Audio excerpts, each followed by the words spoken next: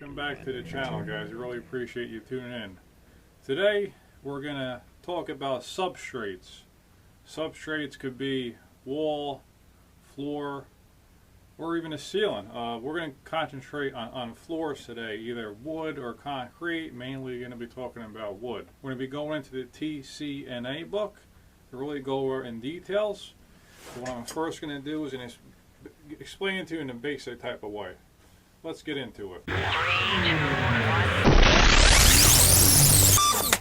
Welcome back to the channel again. I really appreciate you guys tuning in. Donnie D here from Donnie D's Tile&Remodeling out of Central New Jersey. We're going to talk about substrates, and we're going to be talking about floors basically. I pretty much do a lot of bathrooms. I'm going to be going over wood probably about 80% of the time. Concrete, we're not going to talk about that too much. When you go over concrete, usually you're going to be strong enough, 95% of the time. The main thing is when you're going over concrete and you're setting tile to that, is that the pores are open. If they're not, if you're doing a remodel, you got old residue, whatever it is, you need to get a grinder and grind all that down, making sure you open up the pores. That way you get a really good bond with your mortar. And if you don't do that, then you're going to compromise a bond and things might fail down the road. That's usually the case with that. Most type of concretes, and then you got to be flat. That's number one too, but I'm just talking about bonding, things like that. Now we're going to go into the wood, and we're going to be talking about plywood substrates, in bathrooms. I do a lot of bathrooms here in Jersey. Most of my tile work is going to be over wood, plywood, and I've come across this a lot of times. A lot of the houses that we work on are built anywhere from the late 50s to around the 80s or so. Because I'm doing remodels, and the subfloors are usually anywhere between a ½ inch and 5/8. Now, ½ inch plywood, I don't know why they thought that was acceptable back then, but ½ inch plywood, even over a 16-inch on center 2x8s or 2x10s joists for the framing of the house, is not sufficient to support tile. So if you have a house and it has ½ inch subfloor, you know that you have to, I'm just going to tell you right off the bat, you're going to have to go over it, and I go all the way as big as you can, which is 3/4, and if you can, use a tongue and groove if you have room to get it in there. It really helps to make it nice and strong. Basically, if you come across ½ inch plywood subfloor, if it is rotted out and you're demoing the whole bathroom, cut the whole thing out and do it. But you just got to make sure when you put your new plywood down that you land on joists. There's no gaps anywhere where nothing supported. That's the main thing. Basically what happens, you have your two joists right here, and they go all the way up to, most framing around me is about 16 on center. That would be kind of your standard, and then it goes up to 24 on center. Let's say you're working on condos. Now let's say you have a house that's built within the time frame that I'm talking about here, 16 on center, and it's 5/8 plywood. That would be the minimum thickness plywood that you want to have for your floor. If I come across 5/8 plywood, I'm going to go over it with a ½ inch plywood and screw it down. It'll be rock solid. But 5/8 would be the minimum if you're going to be using uncoupling membrane like Scluta-Ditra, Laticrete Stratamat, Mapage UM, plenty out on the market, but that's usually going to be your minimum. Just keep that in mind. Now, if you have 19 on center or 24 on center, usually your house is going to be newer. Usually the condos started getting built somewhere in the 80s, early 90s, something like that. So usually when they were built, they had 24 on centers and they have 3/4 inch tongue and groove. Now, deflection for that is not strong enough for any type of tile, including porcelain. Definitely not stone, but not going to work for porcelain or ceramic tile either. So if you come across that, even uncoupling membrane, manufacturers tell you that you need to go over with a layer of 3/8 plywood and then put down their membrane. When I come across that, I like to go at least a ½ inch. Even you can even go thicker, up to 3/4. But I would say at the minimum, I would use ½ inch and not even 3/8. I would go up to ½ inch every time. Don't accept 3/8. That's just not strong enough. And the thing is too, just so you know, the thinner the plywood that you have, the more fasteners you have to add to get it, because the thinner the material is going to flex more. The thicker, the less it's going to flex. So the thinner material, the more fasteners you have to add. The thicker, the less you have to add. So keep that in mind. So if you come across your floor, let's say you're a contractor like me, and you got 24 on centers, and you got 3/4 inch subfloor, you got to go over at least 1/2 inch. That's my recommendation. Same thing if you're a homeowner, so let's keep that in mind. And that's really how it is. So if you want to install tile, porcelain, or ceramic in those situations, that's what you really need to have. Now if you want to do stone, then you got to make the floor twice as strong. So let's say that you have 5/8 minimum plywood over 69 center 2x10 framing. Then you're going to want to put over a layer of 3/4 inch tongue and groove, and that'll get it really nice and strong. I would even go to the next level. I like to go over and above with all our installs to make sure they're going to be rock solid for lifetime. So let's say they have 5/8 subfloor, the client has 5/8 subfloor, 69 center. Well, I'll put 3/4 plywood over that tongue and groove. If you can with the tongue and groove, if you got the room, definitely use it. And then I'm going to use a product on the market that's called that's made from blankie, called Permat, and that's only about 1/8 to 3/16 thick. And what that does, that acts like a layer of 3/8 plywood. So that'll even stiffen up the floor stronger to accept the stone. Now if you have 24 inch on center joists and you got 3/4 tongue and groove plywood, you're going to have to go over that with another layer of 3/4 tongue and groove for sure. And then I will even call the manufacturer of Permat to see if that is acceptable. I think they go up to 19 on center. Then after that they ask for plywood. So you're probably going to be okay with another layer of 3/4 than their Permat with 24 on center joists. That's about it, and that's for when you're doing stone. So everything we're talking about here is for your deflection of your floor. So it's really important that your floor is strong enough for your tile that you're putting down. So here's how it is, okay? You want to do stone, your floor's got to be extremely strong. If you want to do porcelain or ceramic, it's just got to be acceptable, which is still pretty strong.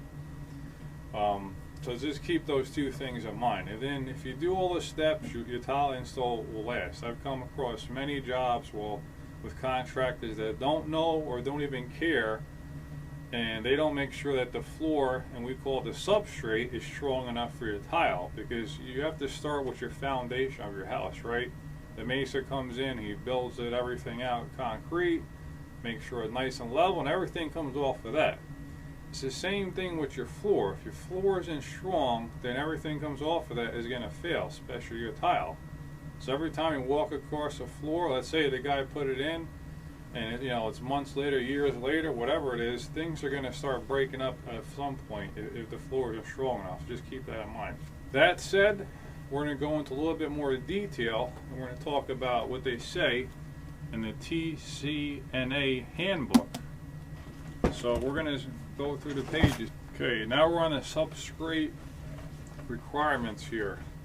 Now this is going to be talking about deflection. This is going to get into more detail. So maximum allowable deflection for floor systems and substrates.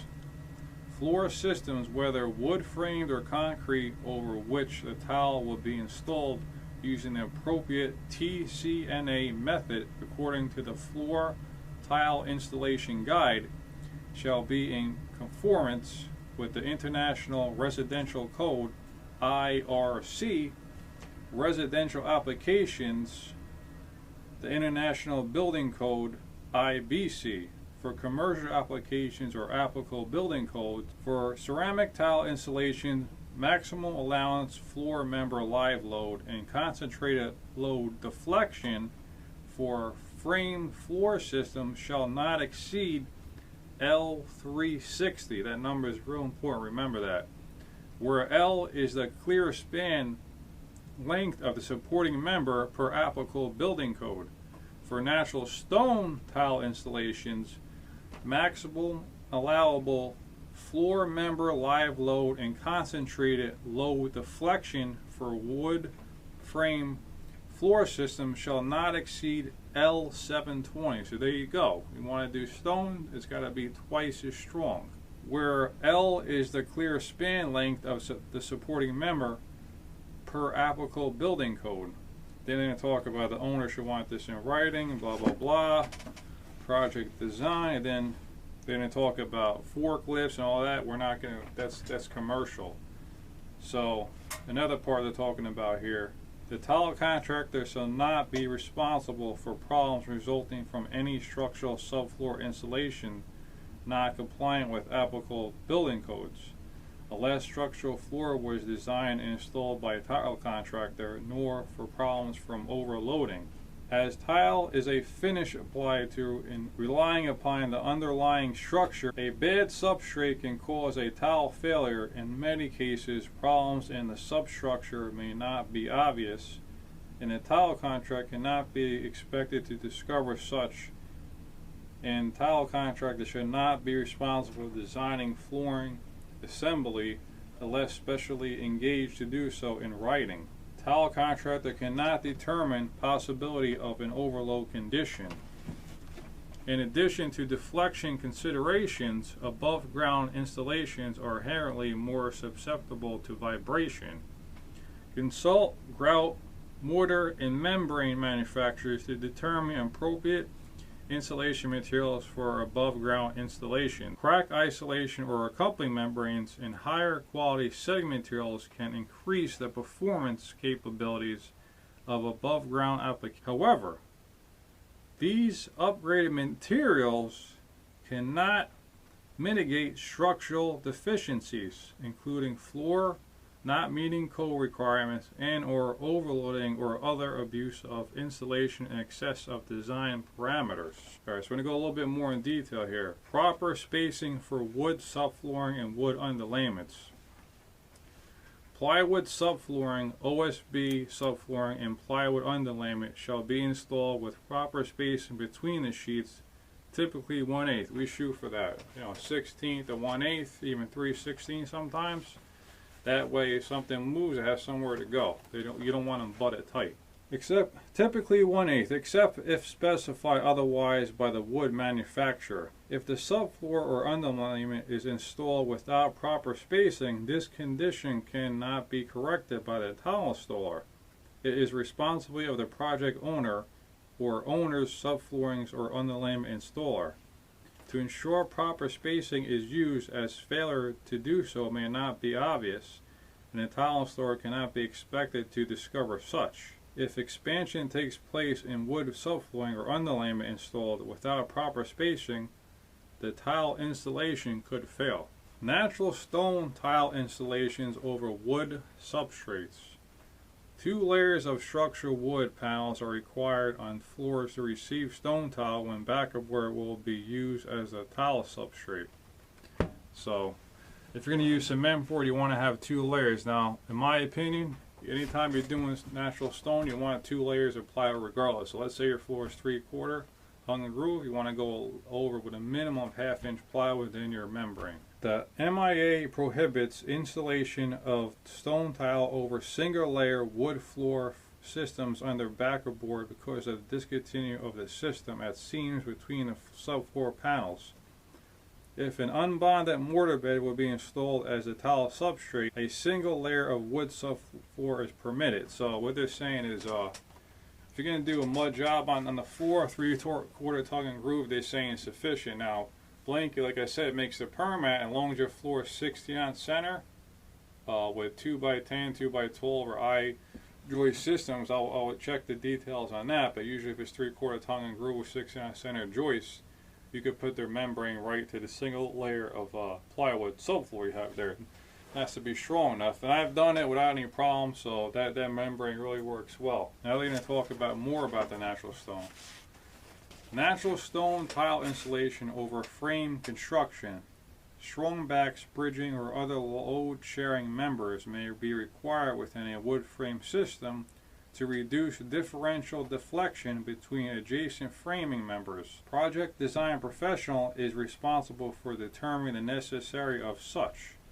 Without the use of such load-sharing numbers, deflection may differ significantly between adjoining members. Accordingly, for frame construction, there they go again, L720 requirement has been specified for stone.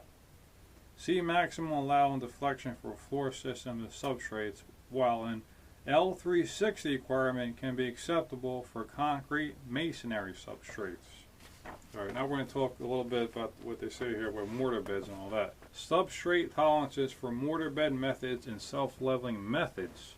For a thick bed, parentheses, mortar bed, ceramic and stone tile installations and self-leveling methods, maximum allowable variation in the substrate prior to the installation of the mortar bed or self-leveling material, 1/4 inch and 10 feet from the required plane. So, once you do a mortar bed or any self-leveling, you got to be within tolerance of 1/4 inch and 10 feet. That's for tiles 15 inches and under. Then for 15 inches and over, it's got to be within 1/8 of an inch and 10 feet. It's how flat you got to be for tile install.